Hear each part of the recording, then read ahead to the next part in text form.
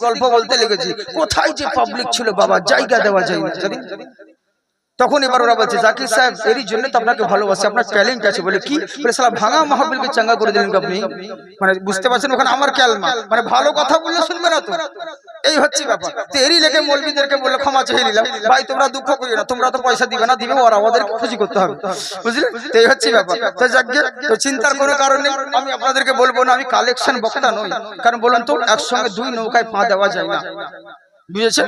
তেরি লেগে তো অন্যান্য বক্তাগণ কালেকশন করেন, আমার দ্বারা সেরকম হয় না, কিন্তু তবু ওই মসজিদের খাতিরে, আমার জন্য তো নয়, খোদার ঘর মসজিদের লেগে আপনাদেরকে বলবো, মসজিদের উন্নতি কল্পে জালসা ভাবছি, আপনাদেরই তো সব।